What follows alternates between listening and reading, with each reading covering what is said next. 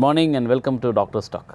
ഇന്നത്തെ ഡോക്ടർ സ്റ്റോക്കിൽ സംസാരിക്കുന്ന വിഷയം ഡയബറ്റീസുമായി ബന്ധപ്പെട്ടതാണ്. ഡയറക്റ്റായിട്ട് ഡയബറ്റീസ് ആണ് സംസാരിക്കുന്നതെങ്കിലും ഒരു പ്രത്യേക തരം ഡയബറ്റീസിനെ കുറിച്ചാണ് ഇന്ന് സംസാരിക്കുന്നത്. എല്ലാവർക്കും അറിയാം, രക്തത്തിലെ പഞ്ചസാരയുടെ അളവ് കൂടി നിൽക്കുന്നതിനെയാണ് നമ്മൾ ഡയബറ്റീസ് മെലിറ്റസ് അഥവാ പ്രമേഹം എന്ന് വിളിക്കുന്നത്. പക്ഷേ ഒരു പ്രത്യേക തരത്തിലുള്ള പ്രമേഹം, അതായത് ഗർഭിണികളിൽ ഗർഭാവസ്ഥയിൽ ഉണ്ടാകുന്ന പ്രമേഹം. സാധാരണഗതിയിൽ പ്രമേഹം ഇല്ലാതിരിക്കുന്ന ഒരു സ്ത്രീക്ക് ഗർഭാവസ്ഥയിൽ മാത്രം പ്രമേഹം ഉണ്ടാകുന്നതിനെയാണ് നമ്മൾ ജെസ്റ്റേഷണൽ ഡയബറ്റീസ് എന്ന് പറയുക. ആ പ്രത്യേക തരത്തിലുള്ള ഡയബറ്റീസിനെ കുറിച്ചാണ് നമ്മൾ സംസാരിക്കുന്നത്. എന്നോടൊപ്പം doctor Sheela C Babu, doctor Ernakulam medical സെൻ്ററിലെ ഗൈനക്കോളജിസ്റ്റാണ്. Good morning doctor. Good morning doctor. ഞാൻ പറഞ്ഞല്ലോ നമ്മുടെ ഇന്നത്തെ വിഷയം ജെസ്റ്റേഷണൽ ഡയബറ്റീസ് ആണെന്ന് ഞാൻ പറഞ്ഞു. എന്താണെന്ന് ഞാനൊന്ന് ലൈറ്റായിട്ട് പറഞ്ഞു, എന്നാലും കുറച്ചുകൂടെ വിശദമായിട്ട് കുറച്ചുകൂടെ സയൻറ്റിഫിക് ആയിട്ട് ഡോക്ടർക്ക് പറയാൻ പറ്റിയേക്കും. ഗർഭിണിയായ അവസ്ഥയിൽ സ്ത്രീകൾക്ക് ഒരു 5 മാസം കഴിയുമ്പോൾ ഉണ്ടാകുന്ന ബ്ലഡ് ഷുഗർ റേസ്റ്റ് ആകും. അങ്ങനെ രക്തത്തിൻ്റെ അളവ് കൂടുന്ന ഒരു കണ്ടീഷൻ ഉണ്ടാകും. ഈ പ്രഷർ വരുന്നത് പോലെ സ്ത്രീകൾക്ക് ഗർഭിണികൾക്ക് ഉണ്ടാകുന്ന ഒരു കണ്ടീഷൻ ബ്ലഡ് ഷുഗർ കൂടുന്നതിനാണ് ജെസ്റ്റേഷണൽ ഡയബറ്റീസ് എന്ന് പറയുന്നത്. അതായത് ഗർഭിണിയായ അവസ്ഥയിൽ ഉണ്ടാകുന്ന ഡയബറ്റീസ്. അവർക്ക് നേരത്തെ ഡയബറ്റീസ് ഒന്നും ഉണ്ടായിട്ടില്ല. ആദ്യത്തെ ചെക്കപ്പിന് നമ്മൾ നോക്കുമ്പോൾ ബ്ലഡ് ഷുഗർ ഒന്നും എല്ലാം നോർമലായിരിക്കാം. പക്ഷേ 5 മാസം കഴിഞ്ഞ് 6 മാസത്തിലേക്ക് കടക്കുമ്പോൾ അവർക്ക് പല ഹോർമോൺസിൻ്റെ, ഗർഭിണിയായ അവസ്ഥയിൽ പലതരം ഹോർമോൺസ് നമ്മുടെ ശരീരത്തിൽ പ്ലേ ചെയ്യുന്നുണ്ട്. അത് വന്നിട്ട് നമ്മുടെ ബ്ലഡ് ഗ്ലൂക്കോസ് വളരെ ഹൈ ആയിട്ട് ഉണ്ടാകും. അപ്പോൾ ആ ബ്ലഡ് ഷുഗർ കൂടുതൽ എല്ലാ സ്ത്രീകൾക്കും ഉണ്ടാകും. പക്ഷേ നോർമലായ സ്ത്രീകൾക്ക് എന്ത് സംഭവിക്കും? അവരുടെ പാൻക്രിയാസ് അതനുസരിച്ച് ഇഷ്ടംപോലെ ഇൻസുലിൻ ഉൽപ്പാദിപ്പിച്ചിട്ട് ആ ഗ്ലൂക്കോസിൻ്റെ ലെവലെല്ലാം അത് ഡൈജസ്റ്റ് ചെയ്ത് നോർമലാക്കും. അപ്പോൾ എന്ത് തകരാറാണ് ഈ ബ്ലഡ് ഷുഗർ ലെവൽ കൂടുതലാക്കുന്നത്? 2 തരം തകരാറുകളുണ്ട്. ഒന്ന്, ഈ പാൻക്രിയാസ്, ഇങ്ങനെയുള്ള സ്ത്രീകളുടെ പാൻക്രിയാസ് ആവശ്യത്തിനുള്ള ഇൻസുലിൻ പ്രൊഡ്യൂസ് ചെയ്യുന്നില്ല. ഒരുപക്ഷെ ആവശ്യത്തിന് ഇൻസുലിൻ പ്രൊഡ്യൂസ് ചെയ്താൽ പോലും അവരുടെ കോശങ്ങൾ ഈ ബ്ലഡിലുള്ള ഗ്ലൂക്കോസിനെ ഉപയോഗിക്കുന്നില്ല. നമുക്ക് എനർജി വേണമെങ്കിലെല്ലാം നമ്മൾ ഭക്ഷണം കഴിച്ചിട്ട് അത് ഡൈജസ്റ്റഡായിട്ട് ഗ്ലൂക്കോസായിട്ട് ബ്ലഡിൽ വരുന്നു.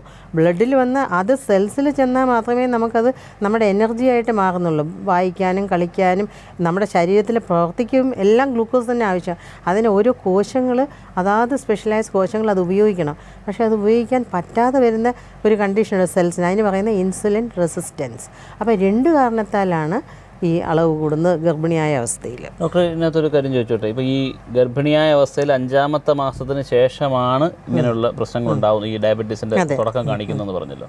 അപ്പോൾ ഒരു ഗർഭാവസ്ഥയുടെ തുടക്കത്തിൽ നമ്മൾ അറിയണമെന്നില്ല നമുക്ക് ഡയബറ്റീസ് ഉണ്ടാവുമോ ഇല്ലയോ എന്നുള്ള കാര്യം. അപ്പം ഒരു ഗർഭാവസ്ഥയിലുള്ളൊരു സ്ത്രീ ആണെങ്കിൽ അവർക്ക് എങ്ങനെ ഊഹിക്കാൻ പറ്റും എനിക്കിങ്ങനെ വരാൻ സാധ്യതയുണ്ട് എന്നുള്ളത്? ഏത് അർത്ഥത്തിൽ കണ്ടുപിടിക്കും? ഒരു ഹൈ റിസ്ക് ഗ്രൂപ്പാണെന്ന് എങ്ങനെ അറിയും? പക്ഷേ അത് വിവരമുള്ളവർക്ക് അങ്ങനെ വിചാരിക്കാൻ സാധ്യമേ ഉള്ളൂ. അല്ലാത്തവർക്ക് യാതൊരു സിംറ്റമും ഉണ്ടാവില്ല. സാധാരണ നമ്മൾ കേട്ടിട്ടില്ലേ, ഡയബറ്റീസിന് അമിതമായ വെള്ളം കുടിക്കണം, അമിതമായി ഭക്ഷണം കഴിക്കണം, അമിതമായിട്ട് മൂത്രം ഒഴിക്കും. ഈ സിംറ്റംസ് ഒന്നും കാണില്ല. ഉണ്ടായാൽ തന്നെ നമ്മൾ എന്ത് ധരിക്കും? അത് ഗർഭിണിയായതുകൊണ്ട് അവൾക്ക് കൂടുതൽ ഭക്ഷണം വേണം, കൂടുതൽ വെള്ളം വേണം, അവൾ കൂടുതൽ മൂത്രം ഒഴിക്കുന്നു എന്നേ വിചാരിക്കുകയുള്ളൂ. അപ്പോൾ പ്രത്യേകിച്ചൊരു സിംറ്റം നമുക്ക് കണ്ടുപിടിക്കാൻ ഏത് സ്ത്രീക്കും ഈ ഷുഗർ എത്ര ഹൈ ലെവലിൽ വേണമെങ്കിലും കൊണ്ടു നടന്ന് പിന്നെ അവസാനം കോംപ്ലിക്കേഷൻ എത്തുമ്പോഴേ അറിയുള്ളൂ. അതുകൊണ്ടാണ് സ്ക്രീനിങ് ടെസ്റ്റ് വെച്ചിരിക്കുന്നത്. സ്ക്രീനിങ് ടെസ്റ്റിൻ്റെ കാര്യം പറയുമ്പോൾ സ്ക്രീനിങ് എന്ന് പറയുന്നത് എല്ലാ ലേഡീസിനും, പ്രഗ്നൻ്റ് ആയിട്ടുള്ള എല്ലാ ലേഡീസിനും നിങ്ങൾ ചെയ്യുമോ, അതോ അതിന് ഒരു സെലക്റ്റഡ് ഗ്രൂപ്പ് ഉണ്ടോ? അത് സെലക്റ്റഡ് ഗ്രൂപ്പ് ഇല്ല. ഇന്നത്തെ കാലത്ത് സെലക്റ്റഡ് ഗ്രൂപ്പില്ല. പണ്ട് കാലത്ത് ഞാൻ പറയാം ആർക്കൊക്കെയാണ് റിസ്ക് ഉള്ളതെന്നൊരു ചോദ്യം കഴിഞ്ഞ ചോദ്യത്തിൽ ചോദിച്ചിരുന്നു. അത് റിസ്ക് ഉള്ള ആളുകൾ ആരൊക്കെയാണെന്ന് വെച്ചാൽ അമിതമായ ശരീര വെയിറ്റുള്ള, തൂക്കമുള്ളവർ. അതായത് ഇന്ന് നമ്മൾ BMI എന്ന് പറയും, മിക്കവാറും എല്ലാവർക്കും അറിയാം. അതായത് ഹൈറ്റിനൊത്ത വണ്ണം വേണം, നമുക്ക് വെയിറ്റ് വേണം. അതിൽ കവിഞ്ഞുള്ള വെയിറ്റ് ഉണ്ടെങ്കിൽ തീർച്ചയായിട്ടും നമ്മൾ ഹൈ റിസ്ക് ഗ്രൂപ്പിൽ പെടുന്നു. അതായത് നമുക്ക് ഡയബറ്റീസ് വരാനുള്ള സാധ്യത ഏറുന്നു 35 വയസ്സ് കഴിഞ്ഞാൽ. അഥവാ നമ്മളിപ്പോൾ നേരത്തെ ഒരു കുഞ്ഞ് നമ്മൾ പ്രസവിച്ചിട്ടുണ്ട്, ആ കുഞ്ഞിനൊരു 4 കിലോയിൽ കൂടുതലുണ്ടെങ്കിൽ ഇപ്രാവശ്യത്തെ ഗർഭത്തിന് നമുക്ക് GDM ഉണ്ടാവാൻ സാധ്യതയുണ്ട്. പിന്നെ അതുപോലെ തന്നെ നമ്മുടെ കഴിഞ്ഞ ഗർഭത്തിൽ ഒരു കുഞ്ഞ് വയറ്റിൽ കിടന്ന് മരിച്ചിട്ടുണ്ടെങ്കിൽ, സ്റ്റിൽ ബർത്ത്, നമുക്ക് വേറെ ഒരു കാരണവും കാണാത്ത ഒരു മരണം, അതായത് ആക്സിഡൻ്റ് അല്ല, പിന്നെ പ്രഷറല്ല, മറ്റുള്ള ഒരു കാരണവും ഇല്ലാതെ ഉള്ള കുഞ്ഞ് വയറ്റിൽ കിടന്ന് മരിച്ചിട്ടുണ്ടെങ്കിൽ അതും ഒരു ഇപ്രാവശ്യത്തെ ഗർഭത്തിൽ നമ്മളൊരു ഹൈ റിസ്ക് ഗ്രൂപ്പിൽ പെടുന്നു. നമുക്ക് ജസ്റ്റേഷൻ ഡയബറ്റീസ് ആവാം, അതുകൊണ്ടായിരിക്കാം ആ കുഞ്ഞ് പോയത്.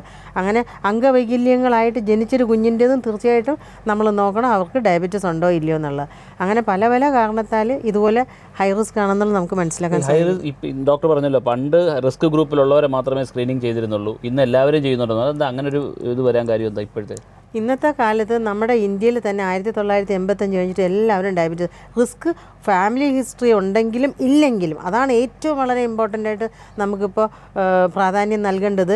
നമുക്ക് പാരമ്പര്യമില്ല, നമുക്ക് മറ്റുള്ള ഈ റിസ്ക് ഫാക്ടേഴ്സ് ഇല്ലെങ്കിൽ പോലും നമുക്ക് ഡയബറ്റീസ് ഉണ്ടാകാൻ സാധ്യതയുണ്ട്. അതെങ്ങനെ കണ്ടുപിടിക്കും? അത് സ്ക്രീനിങ് ടെസ്റ്റ് കൊണ്ട് മാത്രമേ ഉള്ളൂ. പണ്ട് നമ്മൾ സ്ക്രീനിങ് ടെസ്റ്റ് ചെയ്തിരുന്നത് 6 മാസം തികയുമ്പോഴാണ് ചെയ്തിരുന്നത്. പക്ഷേ ഇന്ന് WHO ഒരുപാട് റിസർച്ച് ചെയ്ത് കണ്ടുപിടിച്ചിരിക്കുന്നു നമ്മൾ ആരംഭത്തിൽ തന്നെ സ്ക്രീനിങ് ടെസ്റ്റ് ചെയ്യണം. അവർക്ക് സാധാരണ blood sugar, random blood sugar, fasting blood sugar നോക്കിയാൽ ചിലപ്പോൾ നോർമലായെന്നിരിക്കാം. എന്നാലും നമ്മൾ ഈ സ്ക്രീനിങ് ടെസ്റ്റ്, അതായത് ചലഞ്ച് ടെസ്റ്റ് 3 പ്രാവശ്യം ഒരു ഗർഭിണിയായ അവസ്ഥയിൽ ചെയ്യണം. ആദ്യത്തെ വരവിന് ഫസ്റ്റ് വിസിറ്റിൽ നമ്മളത് തീർച്ചയായിട്ടും ചെയ്തിരിക്കണം. അതെങ്ങനെയാണ് ചെയ്യുന്നതെന്ന് വെച്ചാൽ, നമുക്ക് വിശന്നിരിക്കേണ്ട, പണ്ടത്തെ പോലെ വലിയ TDS ആയിട്ടുള്ള GTT എന്ന് പറയുന്ന ടെസ്റ്റുകളൊന്നും ചെയ്യണ്ട. നമ്മൾ ഭക്ഷണം കഴിച്ചിട്ട് വരിക, ലാബിൽ നിന്നും അവർ തരും, ഡോക്ടേഴ്സ് എഴുതുന്ന പ്രിസ്ക്രിപ്ഷൻ അനുസരിച്ച് 75 ഗ്രാം ഗ്ലൂക്കോസ് കുടിക്കുക. അത് കഴിഞ്ഞ് പിന്നെ ഒന്നും കഴിക്കാതിരിക്കുക, വെള്ളം പോലും കുടിക്കാതെ 2 മണിക്കൂർ കഴിയുമ്പോൾ ആ ബ്ലഡ് ചെക്ക് ചെയ്യുക. ആ ബ്ലഡ് ചെക്ക് ചെയ്യുമ്പോൾ 120 താഴെയാണെങ്കിൽ നമ്മൾ ഡയബറ്റിക് അല്ല. നമ്മൾ 120-നും 140-നും ഇടയ്ക്കാണെങ്കിൽ നമ്മളൊരു ബോർഡർ ലൈൻ ഡയബറ്റിക് ആവാൻ സാധ്യതയുണ്ട്. പിന്നെ നമ്മൾ 140-ൽ കൂടുതലാണെങ്കിൽ നമ്മൾ ഡയബറ്റിക്കാണ്. അപ്പോൾ നമ്മളത് ഫോളോ അപ്പ് ചെയ്യേണ്ടി വരും. തുടക്കത്തിലെ ഡയബറ്റിക് ആണെങ്കിൽ അത് ജസ്റ്റേഷൻ ഡയബറ്റീസ് അല്ല, അത് ഡയബറ്റീസ് തന്നെയാണ്. അവർ ഗർഭിണിയാവുന്നതിന് മുൻപുള്ള ഡയബറ്റീസ് വ്യത്യസ്തമാണ്. അത് ഞാൻ ഈ പറഞ്ഞ GDM അല്ല, അത് സാധാരണ ഡയബറ്റീസ്, ടൈപ്പ് 2 ഡയബറ്റീസ് ആയിരിക്കാം. ഈ ഇപ്പോൾ ജസ്റ്റേഷണൽ ഡയബറ്റീസ് ഉള്ള ഒരു ലേഡിയെ പരിശോധനയൊന്നും നടത്താതെ, അവർ ചികിത്സയൊന്നും എടുക്കാതെ പ്രഗ്നൻസി കണ്ടിന്യൂ ചെയ്യുകയാണെന്നുണ്ടെങ്കിൽ എന്താണ് അതിനകത്തുള്ള റിസ്ക്? അവർക്ക് അവർക്കിപ്പോൾ നമ്മൾ ചികിത്സയൊന്നുമില്ല, അവർക്ക് അറിവുമില്ല. അങ്ങനെ വന്നാൽ അവരുടെ ബ്ലഡ് ഗ്ലൂക്കോസ് കൂടുന്നതനുസരിച്ച് അത്രത്തോളം കുഞ്ഞിൻ്റെ പൊക്കിൾ വഴി അത് കുഞ്ഞിൻ്റെ ശരീരത്തിൽ ചെല്ലും. അപ്പോൾ എന്ത് സംഭവിക്കും? കുഞ്ഞിൻ്റെ പാൻക്രിയാസും ധാരാളം ഇൻസുലിൻ പ്രൊഡ്യൂസ് ചെയ്തിട്ട് അത്രയും കിട്ടിയ ഗ്ലൂക്കോസ് ഡൈജസ്റ്റ് ചെയ്ത് അത് കുട്ടി വലുതാകും, അമിതമായി വലുതായി. അതിന് നമ്മൾ മാക്രോസോമിയ എന്ന് പറയുക, അല്ലെങ്കിൽ 4-4.5 കിലോ ഉള്ള കുഞ്ഞായിരിക്കും. അതുകൊണ്ട് ഒരുപാട് അപകടങ്ങളുണ്ട്, കുഞ്ഞിനും അതെ, അമ്മയ്ക്കും അതെ. അപ്പോൾ കുഞ്ഞിൻ്റെ ഭാരം കൂടുക എന്നുള്ളതാണ് ആദ്യത്തെ പ്രശ്നം എന്ന് പറയുന്നത്. അതെ അതെ, അത് ചിലപ്പോൾ ഡെലിവറിയിലൊക്കെ പ്രശ്നങ്ങളുണ്ടാക്കാം. ഈ ഇപ്പോൾ നമ്മൾ സ്ക്രീനിങ് ടെസ്റ്റ് ചെയ്യുമെന്ന് പറഞ്ഞല്ലോ, ഇങ്ങനെ സ്ക്രീനിങ് ടെസ്റ്റ് ചെയ്ത് ഒരു ജസ്റ്റേഷണൽ ഡയബറ്റീസ് ഉള്ള ഒരു ലേഡി ഐഡൻറ്റിഫൈ ചെയ്താൽ എന്താണ് അടുത്ത സ്റ്റെപ്പ്? അടുത്ത സ്റ്റെപ്പ് അവളെ നമ്മൾ പറഞ്ഞ് മനസ്സിലാക്കുക, കാര്യങ്ങൾ ഇത്രയ്ക്കേ ഉള്ളൂ, അവൾക്ക് കൺട്രോൾ ചെയ്യാവുന്നതേ ഉള്ളൂ. അതായത് ഇപ്പോൾ നമ്മൾ സ്ക്രീൻ ചെയ്തു കണ്ടുപിടിച്ചു, അതായത് ആദ്യത്തെ മാസത്തിലെ ടെസ്റ്റിലല്ല, ഈ 6 മാസം ആകുമ്പോൾ അതിൽ പോസിറ്റീവ് ആകുമ്പോഴാണ് അവൾ ജസ്റ്റേഷൻ ഡയബറ്റീസ് നമ്മൾ ഡയഗ്നോസ് ചെയ്തത്. അപ്പോൾ നമ്മൾ എന്ത് പറയും? നമ്മൾ ഡയബറ്റിക് ഡയറ്റ് എങ്ങനെ നമ്മൾ കഴിക്കണം എന്ന് പറയും. ഷുഗർ ഫ്രീ ഡയറ്റ്, പഞ്ചസാരയൊന്നും കഴിക്കാതില്ല. 1, മധുരപലഹാരങ്ങളും പിന്നെ കൊഴുപ്പ് അടങ്ങിയതും കുറയ്ക്കുക, കംപ്ലീറ്റ് ഷുഗർ കട്ട് ചെയ്യുക. 2, സ്മോൾ ഫ്രീക്വൻറ്റ് ഡയറ്റ്സ്, അതായത് കുറേശ്ശെ പല പ്രാവശ്യം. ഇപ്പോൾ രാവിലെ നമ്മൾ ഒരു 3 ഇഡലി കഴിക്കുന്നൊരു സ്ത്രീ ആണെങ്കിൽ 2 ഇഡലിയെ കഴിക്കാവൂ. രാവിലെ 10-10:30 ആകുമ്പോൾ 1 ഇഡലി കഴിക്കണം, അതാണ് സ്പ്ലിറ്റ് ഡയറ്റ്. ഉച്ചയ്ക്ക് ചോറിൻ്റെ അളവ് കുറച്ചിട്ട് കറികളുടെ അംശം കൂടണം. എസ്പെഷ്യലി മെഴുക്കുവരട്ടിയൊന്നും അല്ല, തോരനുകൾ, ഫിഷ് ധാരാളം കറി വെച്ചത് കഴിക്കാം. ഫ്രൈഡ് നോൺ വെജ് ഒന്നും കഴിക്കാതിരിക്കുക, എല്ലാം കറി വെച്ചത് കഴിക്കാം. പയർ വർഗ്ഗങ്ങൾ മുളപ്പിച്ചത് പ്രോട്ടീനാണ് പയർ. അത് കടലയിലാണെങ്കിൽ തൊണ്ടുള്ളത് കൊണ്ട് കടല എപ്പോഴും കാലത്ത് ബ്രേക്ക്ഫാസ്റ്റിനും ഉച്ചയ്ക്കത്തെ ലഞ്ചിനും ഉണ്ടായിരിക്കുന്ന ഉത്തമമാണ്. അപ്പോൾ അധികം ആഹാരം നമ്മൾ കാർബോഹൈഡ്രേറ്റ്, ചോറൊന്നും അധികം കഴിക്കേണ്ടി വരില്ല. വൈകുന്നേരത്തും അതുപോലെ തന്നെ ഏതെങ്കിലും പഞ്ചസാര ഇല്ലാത്ത ചായ ആവശ്യമുള്ളവർക്ക് കഴിക്കാം, അല്ലെങ്കിൽ നാരങ്ങ വെള്ളം കുടിക്കുക. ഫ്രൂട്ട്, മുസാമ്പി, പേരയ്ക്ക, ആപ്പിൾ ഇങ്ങനത്തെയൊക്കെ കഴിക്കാം. ചിങ്ങമ്പഴമോ പാളയംകോടനോ ഒന്ന് കഴിക്കാം അവർക്ക്. പിന്നെ രാത്രി 8-ന് മുൻപുള്ള ആഹാരം കഴിച്ചിരിക്കണം. കഴിയുന്നതും ഗോതമ്പാക്കിയാൽ ഉപകാരം. എന്തെന്ന് വെച്ചാൽ അവർ അമിതമായിട്ട് ചോറ് കഴിക്കുന്ന മനുഷ്യരാണല്ലോ നമ്മൾ. അപ്പം നമുക്ക് ചപ്പാത്തിയൊന്നും അധികം കഴിക്കാൻ സാധിക്കില്ല. 2 എണ്ണം കഴിച്ചിട്ട് അതിൻ്റെ കൂടെ സൈഡ് ഡിഷായിട്ട് വെജിറ്റബിൾസോ പയറുവർഗ്ഗങ്ങളോ, പിന്നെ അവർക്ക് ഫിഷ് ആണെങ്കിൽ ഫിഷോ എഗ്ഗോ കഴിക്കാം. ഇങ്ങനെയുള്ള സ്ത്രീകൾ രാത്രി 10 മണിയാകുമ്പോൾ വിശക്കാൻ തുടങ്ങും. അപ്പോൾ അവർക്ക് രാത്രി 1 ഗ്ലാസ് പാലും കുറച്ച് നട്ട്സ്, പ്രോട്ടീൻ. എന്തുകൊണ്ടാണ് നട്ട്സ് എന്ന് പറയുന്നത്? കുറച്ച് പ്രോട്ടീൻ ചെന്നാൽ രാത്രി അവർ കിടന്നുറങ്ങുമ്പോൾ അവർക്ക് വിശക്കില്ല. അവർ സാധാരണ ചില സ്ത്രീകൾ വിശന്നിട്ട് അവർ രാത്രി എഴുന്നേറ്റ് എന്തെങ്കിലും കഴിച്ച് അങ്ങനെ അവരുടെ വിശപ്പടക്കാൻ നോക്കുമ്പോൾ ഷുഗറും കൂടും. ഇപ്പം ഡോക്ടർ പറഞ്ഞല്ലോ, ഈ 6 മാസം ജസ്റ്റേഷണൽ ഡയബറ്റീസ് അത് കണ്ടുപിടിക്കുന്നു. അപ്പോൾ അവർ കൂടുതലായി ഭക്ഷണം കഴിക്കുന്നു, അവർക്ക് വണ്ണം കൂടും, കുഞ്ഞിന് വണ്ണം കൂടും, ഇതെല്ലാം ശരിയാണ്. പക്ഷേ പ്രഗ്നൻസിയിൽ ഒരു നോർമൽ വെയിറ്റ് ഗെയിൻ, പ്രഗ്നൻസിയുടെ ആദ്യത്തെ മാസം മുതൽ പ്രഗ്നൻസി തീരുന്ന അവസാനത്തെ ടേം വരെ നമ്മളൊരു നോർമൽ വെയിറ്റ് ഗെയിൻ എല്ലാ ലേഡീസിനും അനുവദിച്ചു കൊടുത്തിട്ടുണ്ട്. അത് വച്ചിട്ട് അല്ലെങ്കിൽ അപ്പോൾ അത് അമിതമായിട്ട് വെയിറ്റ് ഗെയിൻ ഉണ്ടാകുന്നുണ്ട് എന്നുള്ളത് ഇതിൻ്റെ ഒരു സൂചന ആയിരിക്കണമല്ലോ. അപ്പോൾ അങ്ങനെയെങ്കിൽ നോർമൽ വെയിറ്റ് ഗെയിൻ എത്ര, മാക്സിമം എത്രയാവാം, എത്രയിൽ കൂടിയാൽ നമ്മൾ ശ്രദ്ധിക്കണം? ഇപ്പോൾ ഒരു ഹൈ റിസ്ക് ഗ്രൂപ്പും കൂടെ നമുക്ക് പറഞ്ഞു തരാം. ആദ്യത്തെ 3 മാസങ്ങൾ 5 മാസങ്ങളിൽ അമിതമായ വെയിറ്റ് ഗെയിനേ ഉണ്ടാകില്ല. 5 മാസത്തിൽ 1-2 കിലോ കഷ്ടിച്ച് ഉണ്ടായാൽ മതി. കാരണം അവർക്ക് ആഹാരവെറുപ്പ്, ഛർദിൽ ഇതെല്ലാം വന്നിട്ട് വെയിറ്റ് കുറയുകയുള്ളൂ. ആ സമയത്ത് വെയിറ്റ് കൂടിയിട്ടുണ്ടെങ്കിൽ തീർച്ചയായിട്ടും അവർ ഡയബറ്റീസ്, ജസ്റ്റേഷണൽ ഡയബറ്റീസ് ഉണ്ടാകാൻ സാധ്യതയുള്ള ആളാണെന്നുള്ളൊരു ഹിൻറ്റ് കിട്ടും. പിന്നെ നമ്മൾ ഈ 5 മാസം കഴിഞ്ഞ് ആണ് ശരിക്കും പറഞ്ഞാൽ വെയിറ്റ് ഗെയിൻ തുടങ്ങുന്നത്. 6 മാസം കഴിഞ്ഞിട്ട് നമ്മൾ 1/2 കിലോ വെച്ചിട്ടാണ് ഒരു 7 മാസം കഴിഞ്ഞിട്ട് ആഴ്ചയിൽ 1/2 കിലോ വെച്ചിട്ടാണ് കൂടുന്നത്. അതായത് അങ്ങനെ വന്നാൽ ഇവർ ആദ്യമേ വരുമ്പോൾ നമ്മളിവരുടെ വെയിറ്റ് റെക്കോർഡ് ചെയ്യുന്നുണ്ട്. നോർമൽ വെയിറ്റുള്ള സ്ത്രീ മാത്രമേ 10-12 കിലോയെ 10 മാസം കഴിയുമ്പോൾ ഗെയിൻ ചെയ്യാൻ പാടുള്ളൂ. അപ്പോൾ നിങ്ങൾക്ക് സംശയം തോന്നുന്നു. എൻ്റെ അടുത്ത് പല സ്ത്രീകളും ഇപ്പോൾ 90 വെയിറ്റിൽ വരുന്നുണ്ട്. അവരുടെ ഹൈറ്റും വെയിറ്റും BMI വെച്ച് നോക്കുമ്പോൾ വളരെ കൂടുതലാണ്. ഞാൻ അവരോട് മുഖത്ത് നോക്കി പറയും, നിങ്ങളുടെ ഡയറ്റ് കൺട്രോൾ ചെയ്യണം, എക്സസൈസ് വേണം, അത് കഴിഞ്ഞിട്ട് എന്നിട്ട് നിങ്ങളുടെ വെയിറ്റ് ഗെയിൻ ഇല്ലെങ്കിലും ഒരു കുഴപ്പമില്ല. എല്ലാവർക്കും സംശയമായി, ഡോക്ടറെ അപ്പോൾ ഞങ്ങളുടെ കുഞ്ഞുങ്ങൾക്ക് വെയിറ്റ് ഇല്ലാതെ വരുമോ? ഇല്ല. അമിതമായ വെയിറ്റുള്ള സ്ത്രീകൾ ബാലൻസ് ഡയറ്റ് കഴിച്ച് എക്സസൈസും കൊണ്ട് ആ വെയിറ്റ് മെയിൻറ്റെയിൻ ചെയ്ത് വലിയ വെയിറ്റ് ഗെയിൻ ഇല്ല, ഒരു 3-4 കിലോ കൂടിയാൽ തന്നെയും അവർക്ക് നോർമലായിട്ടൊരു കുഞ്ഞ് ജനിക്കാനുള്ള സാധ്യതയുണ്ട്. ഈ അറിവ് എല്ലാവർക്കും ഉണ്ടായിരിക്കണം. കാരണം നമ്മുടെ തുടക്കത്തിലെ വെയിറ്റ് നോർമലാണെങ്കിൽ മാത്രമേ നമ്മൾ ഈ 10 മാസം കൊണ്ട് 10 കിലോ തൊട്ട് 12 കിലോ ഗെയിൻ ചെയ്യേണ്ടിയുള്ളൂ. വെയിറ്റ് കൂടുതലുള്ളവർ 3-4 കിലോ കൂടിയാലും മതി. അത് നമുക്ക് അവരുടെ വെയിറ്റും BMI അനുസരിച്ചിട്ടാണ് നമ്മളത് പറയുന്നത്. അതുപോലെ ഈ ജസ്റ്റേഷണൽ ഡയബറ്റീസ് ഉള്ള ഒരാൾ കഴിക്കേണ്ട ആഹാരത്തിനെ കുറിച്ച് നമ്മൾ നേരത്തെ പറഞ്ഞു, വെയിറ്റ് ഗെയിനെ കുറിച്ച് നമ്മൾ പറഞ്ഞു. ഈ ജസ്റ്റേഷണൽ ഡയബറ്റീസ് എന്ന് പറഞ്ഞ ഒരാൾ ഐഡൻറ്റിഫൈ ചെയ്ത് കഴിഞ്ഞാൽ പിന്നെ അവർക്ക് ചികിത്സ ചെയ്ത് അല്ലെങ്കിൽ മരുന്ന് ചെയ്ത് അവരുടെ ഷുഗർ കൺട്രോൾ ചെയ്ത് നിർത്തണ്ടേ? അത് ഏത് രീതിയിലായിരിക്കും ചെയ്യുക? അപ്പോൾ നമ്മളിപ്പോൾ കണ്ടെന്ന് വെച്ചോളൂ, 6 മാസം ആകുമ്പോൾ ഒരു സ്ത്രീക്ക് ജസ്റ്റേഷൻ ഡയബറ്റീസ് 140 കൂടുതലാണ്. ആദ്യമേ നമ്മൾ അവരോട് ഡയറ്റ് കൺട്രോൾ ചെയ്യാൻ പറയും. ഞാൻ ഈ പറഞ്ഞ പോലത്തെ ഡയറ്റ്. എന്നിട്ട് ആഴ്ച തോറും അവരുടെ ഫാസ്റ്റിംഗ് ബ്ലഡ് ഷുഗറും, അതായത് ഒന്നും കഴിക്കാതെ രാവിലെയുള്ള ബ്ലഡ് ഷുഗറും ഭക്ഷണം കഴിച്ചിട്ടുള്ളതും, അത് ഏറ്റവും ഐഡിയലായിട്ട് ഇന്നത്തെ കാലത്ത് നോക്കേണ്ടത് എങ്ങനെയാണെന്ന് വെച്ചാൽ 6 നേരം നല്ല ബ്ലഡ് ഷുഗർ കൂടുതലുള്ളവർക്കാണ് അങ്ങനെ ചെയ്യേണ്ടത്.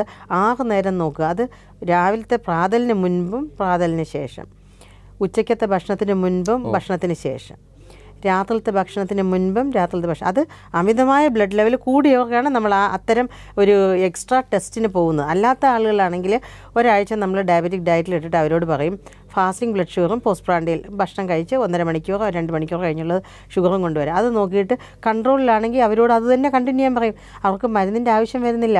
അവർക്ക് എക്സസൈസ് തുടരാൻ പറയും. എക്സസൈസ് നടക്കുന്നതാണ്. ഗർഭിണികൾക്ക് എക്സസൈസ് ഉണ്ട്. അവർക്ക് ചെയ്യാവുന്ന എക്സസൈസ് നടത്ത ഏറ്റവും സുരക്ഷിതമായിട്ടുള്ള ഒരു എക്സസൈസാണ്. പിന്നെ അപ്പർ ബോഡി എക്സസൈസ്, കൈകൊണ്ട് നമുക്ക് കൈ പൊക്കുകയും താക്കുകയും ചെറിയ വെയിറ്റ് പൊക്കുകയും ചെയ്യും. അങ്ങനത്തെ അപ്പർ ബോഡി എക്സസൈസ്, കഴുത്ത് വെച്ചുള്ളതും എല്ലാ ബ്രീത്തിങ് എക്സസൈസ് ഇതെല്ലാം ചെയ്യാം. ഇരുന്നും കൊണ്ട് കാല് നിവർത്തുന്നതും കാല് താഴ്ത്തി വയ്ക്കുന്ന അങ്ങനത്തെ ഒക്കെ ഒരുപാട് എക്സസൈസുകൾ സ്ത്രീകൾക്ക് സുരക്ഷിതമായിട്ട് എക്സസൈസ് ഉണ്ട്. അതൊക്കെ നമുക്ക് പറഞ്ഞു കൊടുത്ത് എക്സസൈസും ഡയറ്റും കൊണ്ട് തന്നെ ചില ആളുകൾ ഫ്രീക്വൻ്റായിട്ട് പക്ഷേ ബ്ലഡ് നമ്മൾ നോക്കേണ്ടിയിരിക്കുന്നു. അറ്റ്ലീസ്റ്റ് പിന്നെ ഫാസ്റ്റിംഗ് ബ്ലഡ് ഷുഗറും ഈ ഭക്ഷണം കഴിച്ച് കഴിഞ്ഞിട്ടുള്ള ഇതും 2 ആഴ്ചയ്ക്ക് കുറവാണെങ്കിൽ 2 ആഴ്ചയിലൊരിക്കൽ, കൂടുതലുള്ളവരാണെങ്കിൽ തീർച്ചയായിട്ടും ഞാൻ മുമ്പേ പറഞ്ഞതുപോലെ 6 നേരമെങ്കിലും ആഴ്ചയിലൊരിക്കൽ നോക്കി കൺട്രോൾ ചെയ്ത് ചിലപ്പോൾ അവർക്ക് ഇൻസുലിനും വേണ്ടി വരും. ഡോക്ടർ, ഇപ്പോൾ ഈ ജസ്റ്റേഷണൽ ഡയബറ്റീസ് എന്ന് പറയുന്നത് പ്രഗ്നൻസി തുടങ്ങി 6ാമത്തെ മാസത്തിൽ ഡയബറ്റീസ് വരുന്നതിന് നമ്മൾ പറയുന്നത്. ഇവർക്ക് പ്രഗ്നൻസി കഴിയുമ്പോഴത്തേക്ക്, പ്രഗ്നൻസി ഒരു ടേം കഴിയുമ്പോൾ പ്രഗ്നൻസി കഴിഞ്ഞ് ഡെലിവറി കഴിഞ്ഞ് കുട്ടി വെളി വന്നു കഴിഞ്ഞാൽ പ്രഗ്നൻസി കഴിഞ്ഞു. അപ്പോൾ അങ്ങനെ വരുമ്പോൾ തുടങ്ങിയതുപോലെ തന്നെ ഇത് നിന്ന് ഡയബറ്റീസ് മാറി സുഖമായിട്ട് വരുമോ, അതോ ഇവർക്ക് ഡയബറ്റീസ് പിന്നെ ആജീവനം കണ്ടിന്യൂ ചെയ്യാനുള്ള ചാൻസ് ഉണ്ടോ? അത് പലതരത്തിലുള്ള ആളുകളാണ്. ഞാൻ പറഞ്ഞല്ലോ, അവരുടെ BMIയും അവരുടെ പാരമ്പര്യവും അവരുടെ പല കാര്യങ്ങളും. അപ്പോൾ ഒരു പ്രസവം കഴിഞ്ഞാൽ എല്ലാവരും പിറ്റേ ദിവസം ബ്ലഡ് നോക്കുമ്പോൾ തീർച്ചയായിട്ടും ബ്ലഡ് കുറഞ്ഞു വരും. ഈ ജസ്റ്റേഷണൽ ഡയബറ്റീസ് ഉള്ള ആളുകൾക്ക്, അല്ലാണ്ട് ഡയബറ്റീസ് ആളുകൾക്കല്ല, ജസ്റ്റേഷണൽ ഡയബറ്റീസ്. അങ്ങനെ കുറഞ്ഞു വന്നാൽ നമ്മൾ വിട്ടേക്കരുത്. നമ്മൾ 6 ആഴ്ച കഴിഞ്ഞ് ബ്ലഡ് ചെക്ക് ചെയ്തിരിക്കണം. പിന്നെ 12 ആഴ്ച കഴിഞ്ഞ് വീണ്ടും ചെക്ക് ചെയ്തിരിക്കണം. അപ്പോൾ ലേശം കൂടുതലാണെങ്കിൽ നമ്മൾ അവരെ ഏത് കാറ്റഗറിയിൽ പെടുത്തും? ഇമ്പയർഡ് ഗ്ലൂക്കോസ് ടോളറൻസ് വരാൻ സാധ്യതയുള്ള ബോർഡർ ലൈൻ ആളുകൾ. ചില ആളുകൾ 6 ആഴ്ചയിലും 12 ആഴ്ചയിലും നോർമൽ ബ്ലഡ് ഷുഗർ കാണിക്കും. അവർ വീണ്ടും 6 മാസം കഴിയുമ്പോൾ 6 മാസത്തിലൊരിക്കൽ ചെയ്തുകൊണ്ടിരിക്കണം. അവർ നോർമലാണെങ്കിൽ ഓക്കെ. പക്ഷേ ഈ ഇംപയർഡ് ഗ്ലൂക്കോസ് ടോളറൻസ്, അതായത് 6 ആഴ്ച കഴിഞ്ഞപ്പോഴും 3 മാസം 12 ആഴ്ച കഴിഞ്ഞപ്പോഴും നമ്മൾ ചെക്ക് ചെയ്യുമ്പോൾ കുറച്ച് ലെവൽ കൂടുതലാണ്, എന്നാൽ അമിതമായിട്ടില്ല, മരുന്നിൻ്റെ ആവശ്യമില്ല, അവരെ സൂക്ഷിക്കണം. അവർക്ക് ഡയറ്റും എക്സസൈസും തുടരേണ്ടിയിരിക്കുന്നു. പിന്നെ ഒരു കാര്യം, ഈ പ്രസവിച്ച സ്ത്രീകൾ ബ്രസ്റ്റ് ഫീഡ് ചെയ്താൽ ഇവരുടെ അമ്മമാരുടെ വെയിറ്റും കുറയും, അമ്മമാർക്ക് ഡയബറ്റീസ് വരാനുള്ള സാധ്യതയും കുറയും. ഈ ഒരു കാര്യം ജനങ്ങളെല്ലാം മനസ്സിലാക്കിയിരിക്കണം. അതുപോലെ കുഞ്ഞിനും ഏറ്റവും നല്ല ആരോഗ്യമായിട്ട് കുഞ്ഞ് വളരണമെങ്കിൽ ബ്രസ്റ്റ് ഫീഡ് ചെയ്യുന്ന കുഞ്ഞുങ്ങളൊക്കെയാണ് നല്ലത്. അവർക്ക് വെയിറ്റ് ഉണ്ടാകില്ല, അവർക്ക് ഈ ചെറുപ്പത്തിലേ ഉള്ള ഒബീസിറ്റി, വളരെ അമിതമായ വണ്ണം അവർക്കുണ്ടാകില്ല. ഈ അമിതമായ വണ്ണം ചെറുപ്രായത്തിൽ വന്നാൽ തന്നെ പിൽക്കാലത്ത് അവർ ഡയബറ്റീസ് ആകും, അവർക്ക് ഹാർട്ടിന് ischaemic heart disease, blood pressure, ഇങ്ങനത്തെ രോഗങ്ങളെല്ലാം വരും. പിന്നെ വലുതാകുമ്പോഴുള്ള അമിതമായ വണ്ണവും ഉണ്ടാകും. ഡോക്ടർ, ഇപ്പോൾ ഈ അൺകൺട്രോൾഡ് ഡയബറ്റിസ്, ഈ ജസ്റ്റേഷണൽ ഡയബറ്റീസ് വന്നത് കൺട്രോൾ ഇല്ലാതെ മുന്നോട്ട് പോവുകയാണെന്നുണ്ടെങ്കിൽ അമ്മയ്ക്കും കുഞ്ഞിനും ഒരുപോലെ റിസ്ക് ആണല്ലോ. അപ്പോൾ അതിൽ അമ്മയ്ക്കുണ്ടാകുന്ന റിസ്ക് എന്തൊക്കെയാണ്, കുഞ്ഞിനുണ്ടാകുന്ന റിസ്ക് എന്തൊക്കെയാണെന്നൊന്ന് പറയാമോ? അമ്മയ്ക്കുണ്ടാകുന്ന റിസ്ക്, അമ്മ അൺകൺട്രോൾഡായിട്ട് പോകുമ്പോഴത്തേക്കും അമ്മയ്ക്ക് പ്രഷർ വരാം, ദേഹം മുഴുവൻ നീര് വരാം, പ്രഷർ വരാം. പിന്നെ പെട്ടെന്ന് അനക്കക്കുറവ് അനുഭവപ്പെടാം, അവർക്ക് കുഞ്ഞിൻ്റെ അനക്കം വയറ്റിൽ കിടന്ന് നിന്നും പോകാം.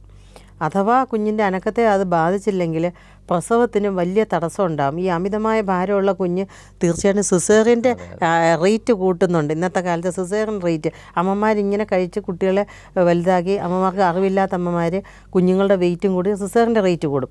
സിസേറിൻ്റെ റേറ്റ് ചിലപ്പോൾ സിസേറിൻ്റെ സൗകര്യം ഇല്ലാത്തടത്താണെങ്കിൽ ഇങ്ങനൊരു കുഞ്ഞ് ജനിച്ചാൽ നമ്മൾ ചിലപ്പം നമ്മുടെ കാൽക്കുലേഷൻ തെറ്റിപ്പോവും. ഇത്ര വെയിറ്റ് ഇല്ല എന്നുള്ളൊരു തോന്നൽ വന്നു പോയിട്ടുണ്ടെങ്കിൽ കുഞ്ഞിൻ്റെ തല വെളിയിൽ വരും, കുഞ്ഞിൻ്റെ ഈ തോൾ ഭാഗം വരാൻ സാധ്യത കുറയും. അത് വളരെ ഒരു ഡേഞ്ചറസ് കണ്ടീഷനാണ്. പിന്നെ അത് നമ്മൾ പിന്നെ തിരിച്ച് നമുക്ക് സിസേറിയൻ ചെയ്യാൻ പറ്റില്ല, കുഞ്ഞിൻ്റെ തലവെളിയിലായി. പിന്നെ ആ ഷോൾഡർ ഡിസ്ലൊക്കേറ്റ് ചെയ്ത് ഒരുപാട് മാനിപ്പുലേഷൻ വഴിയാണ് ഞങ്ങൾ എടുക്കുമ്പോൾ വേണമെങ്കിൽ തോളല് പൊട്ടാം. അതുകൊണ്ട് പേടിക്കാനില്ല, അത് ചേരാൻ സാധ്യതയുണ്ട്. പക്ഷേ തോളല് പൊട്ടാൻ, കുഞ്ഞിൻ്റെ ഞരമ്പുകൾക്ക് ഡിഫക്റ്റ് വന്നിട്ട് ടെമ്പററി ആയിട്ട് അത് കറക്റ്റബിൾ ആണെങ്കിൽ പോലും ഞരമ്പുകൾക്ക് ക്ഷതമേറ്റിട്ട് കൈയൊക്കെ പിന്നെ പാരലൈസ്ഡ് പോലെയൊക്കെ ആകാം. പിന്നത്തത് അമ്മയുടെ പെൽവിസ്, അമ്മ ഈ പ്രസവിക്കുമ്പോൾ അവരുടെ ബർത്ത് കനാലിൽ അമിതമായ രക്തസ്രാവവും പൊട്ടലും, നമ്മൾ വിചാരിക്കാത്ത വജൈന എന്ന യോനിയിൽ ഒരുപാട് മുറിവുകളുണ്ടാകും. അങ്ങനെ മുറിവുകളുണ്ടാകുന്നത് അത് വളരെ ചിലപ്പോൾ അവർ ഷോക്കിലേക്ക് പോകും, അമിതമായ രക്തസ്രാവം. പിന്നെ ഓപ്പറേഷൻ ചെയ്ത് വേണം അതിൻ്റെ ബ്ലഡ് വെസൽസ് എല്ലാം നമ്മൾ ടൈ ചെയ്ത് അവരെ ജീവൻ രക്ഷിക്കാൻ. അതിനുള്ള എല്ലാ സിറ്റുവേഷനും ഇങ്ങനത്തെ അപകടം അമ്മയ്ക്ക് ഉണ്ടാവും. കുഞ്ഞിനാണെങ്കിലോ, കുഞ്ഞ് ഈ പറഞ്ഞ പോലെ വയറ്റിൽ കിടന്ന് അനക്കം നിന്ന് പോകാം, അനക്കക്കുറവ് അനുഭവപ്പെട്ട അമ്മ വന്നിരിക്കണം. അമിതമായ വളർച്ച കൂടുതൽ കാരണം കുഞ്ഞ് പുറത്ത് വരുമ്പോൾ എന്താ സംഭവിക്കുകയെന്ന് വെച്ചാൽ, വയറ്റിൽ കിടക്കുമ്പോൾ അതിന് ധാരാളം ഗ്ലൂക്കോസ് കിട്ടുന്നുണ്ട്. അപ്പോൾ ഈ ഗ്ലൂക്കോസ് ധാരാളം കിട്ടുന്നതിനാൽ ഈ കുഞ്ഞ് സുഖമായിട്ട് അവിടെ കഴിഞ്ഞു കൂടുന്നു, അതിൻ്റെ ഇൻസുലിൻ പ്രൊഡ്യൂസ് ചെയ്ത് അത് വലുതായി. പക്ഷേ പുറത്ത് വരുമ്പോൾ പെട്ടെന്ന് ഗ്ലൂക്കോസിൻ്റെ ലെവൽ കുഞ്ഞിൻ്റെത് കുറഞ്ഞു. അമ്മയുടെ ഈ പൊക്കിൽ കൂടി കട്ട് ചെയ്ത് കഴിയുമ്പോൾ അതിൻ്റെ ഗ്ലൂക്കോസ് ലെവൽ കുറയുമ്പോൾ അതിന് ഹൈപ്പോഗ്ലൈസീമിയ അത് വന്ന് വേഗം ജന്നി പോലെ അത് വെട്ടൽ പോലെ വന്നുണ്ടാകും. അപ്പോൾ അതിൻ്റെ ബ്രെയിൻ ഡാമേജ് ഉണ്ടാകാം, അതിന് കാൽസ്യം കുറഞ്ഞിരിക്കും, അതിൻ്റെ മാഗ്നീഷ്യം, അങ്ങനെ പല പിന്നെ ഇലക്ട്രോലൈറ്റ്സ് പലതും കുറഞ്ഞ് അതിന് ഒരുപാട് അതിൻ്റെ ബുദ്ധി വരെ ബാധിക്കും, അതിൻ്റെ ശരീരത്തിനെല്ലാം ബാധിക്കും. അതിന് ജീവിതകാലം മുഴുവൻ അതിൻ്റെ ട്രോമ അനുഭവപ്പെടേണ്ടി വരും. ഈ ജസ്റ്റേഷണൽ ഡയബറ്റീസ് ഉള്ള ഓവർ വെയിറ്റ് ആയിട്ടുള്ള ഒരു ലേഡിക്ക് ഉണ്ടാകുന്ന ഓവർ വെയിറ്റ് ആയിട്ടുള്ള കുഞ്ഞിന് ഭാവിയിൽ ഡയബറ്റീസ് വരാനുള്ള ചാൻസ് കൂടുതലാണ്. തീർച്ചയായിട്ടും കൂടുതലാണ്. അത് ചെറുപ്പത്തിലെ ആ വെയിറ്റ് മെയിൻറ്റെയിൻ ചെയ്ത് അത് ചൈൽഡ്ഹുഡ് ഒബീസിറ്റി എന്ന് പറയും, പിന്നെ അത് അഡൽട്ട് ഒബീസിറ്റി, പിന്നെ തീർച്ചയായിട്ടും അതിന് ഡയബറ്റീസും വരും, കാർഡിയോവാസ്കുലർ ഡിസീസ്, അതായത് നമ്മുടെ ഇസ്കീമിക് ഹാർട്ട് ഡിസീസ്, അങ്ങനെ ഹാർട്ടിന് രക്ത ഓട്ടം കുറയുന്നുള്ള കണ്ടീഷൻസ് എല്ലാം, പ്രഷർ എല്ലാം വരാൻ സാധ്യത. ഈ ഇത്രയും പ്രശ്നങ്ങളെല്ലാം ഉണ്ടാകാൻ സാധ്യതയുള്ള ഒരു പ്രശ്നമാണ് ഡയബറ്റീസ്. പൊതുവെ ഒരു മൾട്ടി സിസ്റ്റം ഇൻവോൾവ്മെൻ്റ് ഉള്ള ഒരു അസുഖമാണ് ജസ്റ്റേഷണൽ ഡയബറ്റീസ്. പ്രത്യേകിച്ചും ഒരു കോംപ്രമൈസ്ഡ് കണ്ടീഷനിൽ അത് വരിക എന്ന് പറയുമ്പോൾ കുറേ പ്രശ്നമായി. അപ്പോൾ അങ്ങനെ ഒരു സിറ്റുവേഷൻ ഉണ്ടാവാതിരിക്കാൻ ഇതിനൊരു പ്രിവെൻഷൻ ആസ്പെക്റ്റിൽ നമുക്ക് ഇതിനെ എങ്ങനെ സമീപിക്കാം ഡോക്ടർ? ഇന്ന് അത് വളരെയേറെ പല റിസർച്ചുകളും നടക്കുന്നുണ്ട്. എസ്പെഷ്യലി നമ്മുടെ ഇന്ത്യയിൽ ഈ ഡയബറ്റീസിൻ്റെ ഇത് കൂടിക്കൊണ്ടേയിരിക്കുകയാണ്. മിക്ക ആളുകളും റിസ്ക് ഇല്ലാത്തവർ പോലും ഡയബറ്റീസ് ആവുന്നത്. അതിനെന്താണ് നമുക്ക് ചെയ്യേണ്ടതെന്ന് വെച്ചാൽ, തുടക്കത്തിൽ ഒരു സ്ത്രീ ഗർഭിണിയാകുന്നതിന് മുമ്പ് പ്ലാൻഡ് പ്രഗ്നൻസി ആയിരിക്കണം. അവൾ ഗർഭിണിയാകുന്നതിന് 3 മാസം മുൻപ് തന്നെ, അഥവാ ഡയബറ്റീസ് ആണെങ്കിലും ഡയബറ്റീസ് ഇല്ലെങ്കിലും അവളുടെ ഷുഗർ ടെസ്റ്റ് ചെയ്ത് അത് കംപ്ലീറ്റ് നോർമൽ ലെവലിൽ കീപ്പ് ചെയ്യണം. ഇപ്പോൾ ഡയബറ്റീസ് ഫ്രീക്ക് ഒരു നല്ല കുഞ്ഞിനെ പ്രസവിക്കാൻ സാധിക്കും. ഡയബറ്റീസ് വരാതിരിക്കാനുള്ള കുഞ്ഞിനെ ഇന്ന് സാധിക്കും എന്നുള്ളത് നിങ്ങൾ അറിഞ്ഞിരിക്കണം. അവർ ഡയബറ്റീസ് ഉള്ള സ്ത്രീയാണെങ്കിൽ ഗർഭിണിയാകാൻ പ്ലാൻ ചെയ്യുന്നതിന് 3 മാസം മുൻപ് അവളുടെ ബ്ലഡ് ഷുഗർ ഫാസ്റ്റിംഗ് 90-ൽ താഴെ, അവളുടെ ഭക്ഷണം കഴിച്ച് കഴിഞ്ഞിട്ടുള്ളത് 120-ലും 130-ലും 3 മാസം മുൻപും പിന്നെ തുടർച്ചയായിട്ട് ആ 10 മാസവും ഈ ലെവലിൽ ബ്ലഡ് ഷുഗർ വെച്ചിരുന്നാൽ ഒരു ഡയബറ്റിക് അമ്മയ്ക്ക് ഒരു ഡയബറ്റിക് ഇല്ലാത്ത കുഞ്ഞിനെ പ്രസവിക്കാൻ സാധിക്കും. ആ കുഞ്ഞിനെ നമ്മൾ പറഞ്ഞതുപോലെ വളർത്തിയാൽ ബ്രസ്റ്റ് ഫീഡ് ചെയ്തു ഫിസിക്കൽ ആക്ടിവിറ്റീസും അതിൻ്റെ ഇതും ഫിസിക്കൽ ആക്ടിവിറ്റീസ് എൻകറേജ് ചെയ്ത് ബാലൻസ് ഡയറ്റും കൊടുത്ത് വളർത്തിയിട്ടുണ്ടെങ്കിൽ തീർച്ചയായിട്ടും ഇന്നത്തെ നെക്സ്റ്റ് ജനറേഷനെ അങ്ങനെ മാത്രമേ നമുക്ക് നമ്മൾ ഈ ഡയബറ്റീസ് ഇല്ലാതെ വാർത്തെടുക്കാൻ സാധിക്കുകയുള്ളൂ. ഇതൊരു വളരെ പ്രാവർത്തികമായിട്ടുള്ളൊരു കാര്യമാണ്. അത് അറിവ് കൊണ്ട് എല്ലാ ഡയബറ്റിക് അമ്മമാരും അല്ലെങ്കിൽ ഡയബറ്റിക് ആകാൻ സാധ്യതയുള്ളവരും ഈ കാര്യങ്ങൾ ഒബ്സേർവ് ചെയ്തിട്ടുണ്ടെങ്കിൽ ത്രൂ ഔട്ട് പ്രഗ്നൻസി പ്ലാൻഡായിട്ട് ഇത്രയും കാര്യങ്ങൾ ശ്രദ്ധിച്ചിട്ടുണ്ട്. Diet, exercise and BMI maintain ചെയ്യുക, ഈ രീതിയിൽ പോയിട്ടുണ്ടെങ്കിൽ തീർച്ചയായിട്ടും നമ്മുടെ ഭാരതത്തിലെ അടുത്ത ജനറേഷന് ഡയബറ്റീസ് ഇല്ലാതാക്കാനുള്ള ഒരേ ഒരു വഴി ഇതേ ഉള്ളൂ. ഓക്കെ ഡോക്ടർ, ഇന്നത്തെ ഡോക്ടർ സ്റ്റോക്കിൻ്റെ സമയം ഇവിടെ അവസാനിക്കുകയാണ്. വണ്ണം കൂടുതലാണ് എന്ന് പറഞ്ഞ് അങ്ങനെയാണ് നമ്മൾ കേൾക്കുന്നതും കാണുന്നതുമെല്ലാം. ആ ഒരു കാലഘട്ടത്തിൽ ഈ പറഞ്ഞ കാര്യം, അതായത് ജസ്റ്റേഷണൽ ഡയബറ്റീസ് അമ്മയ്ക്കുണ്ടെങ്കിൽ അമ്മയുടെ ജസ്റ്റേഷണൽ ഡയബറ്റീസ് കൺട്രോൾ ചെയ്തില്ല എങ്കിൽ കുഞ്ഞിന് അമിതവണ്ണം ഉണ്ടായിട്ട് ജനിക്കുന്ന കുഞ്ഞുങ്ങൾ ആരോഗ്യം കൊണ്ടല്ല അങ്ങനെ ജനിക്കുന്നതെന്നും അതിന് വേറൊരു മെഡിക്കൽ മറുവശമുണ്ട് എന്നുമാണ് ഡോക്ടറോട് പറഞ്ഞത്. അപ്പോൾ അത് ശ്രദ്ധിക്കണം. അപ്പോൾ അമ്മയ്ക്ക് അമിതവണ്ണം ഉണ്ടാകുന്നത്, അമ്മയ്ക്ക് ജസ്റ്റേഷണൽ ഡയബറ്റീസ് ഉണ്ടാകുന്നത്, അത് കൺട്രോൾ ചെയ്യാതിരിക്കുന്നത്, കുഞ്ഞിന് അമിതവണ്ണത്തോടുകൂടി കുഞ്ഞ് ജനിക്കുന്നത്, നാളെ ഭാവിയിൽ കുഞ്ഞിന് ഡയബറ്റീസ് ഉണ്ടാകാനുള്ള ചാൻസ്, അങ്ങനെ ഒരു മൾട്ടിപ്പിൾ റിസ്കുകൾ ഇൻവോൾവ് ആയിട്ടുള്ളൊരു സംഗതിയാണ് ഇപ്പോൾ ഞങ്ങളിവിടെ സംസാരിച്ചത്. ജസ്റ്റേഷണൽ ഡയബറ്റീസ്, ഗർഭാവസ്ഥയിലെ 5-ാമത്തെ മാസം കഴിയുമ്പോൾ ഉണ്ടാകുന്ന ഡയബറ്റീസ്. ഒരു പരിധി വരെ അത് ചിലപ്പം ഗർഭാവസ്ഥ കഴിയുമ്പോൾ കുറഞ്ഞു പോയേക്കാം, എന്നാൽ പോലും പലർക്കും അത് കണ്ടിന്യൂ ചെയ്യാനുള്ള ചാൻസും ഉണ്ട്. അപ്പോൾ ഇതൊരു വലിയ റിസ്ക് ഫാക്ടർ തന്നെയാണ്. അപ്പോൾ ഈ പറഞ്ഞ ടോക്ക് കേട്ടവർക്ക് എല്ലാവർക്കും ഇതിനെക്കുറിച്ച് ഒരു ചെറിയ ഐഡിയ കിട്ടിയിട്ടുണ്ടാവും. അതെങ്ങനെ പ്രിവെൻറ്റ് ചെയ്യണമെന്നും അത് ജസ്റ്റേഷണൽ ഡയബറ്റീസ് ഉണ്ടെങ്കിൽ അതെങ്ങനെ മാനേജ് ചെയ്യണമെന്നും ഡോക്ടർ പറഞ്ഞു. ഈ വിഷയത്തെ സംബന്ധിച്ച് എന്തെങ്കിലും സംശയങ്ങളുണ്ടെങ്കിൽ ഞങ്ങളുടെ ഇമെയിലിലേക്ക് എഴുതുക. doctorstock@kairatv.in ആണ് ഞങ്ങളുടെ ഇമെയിൽ ID. പ്രോഗ്രാമിനെ കുറിച്ചുള്ള അഭിപ്രായങ്ങളും നിർദ്ദേശങ്ങളും കൂടി എഴുതി അറിയിക്കുക.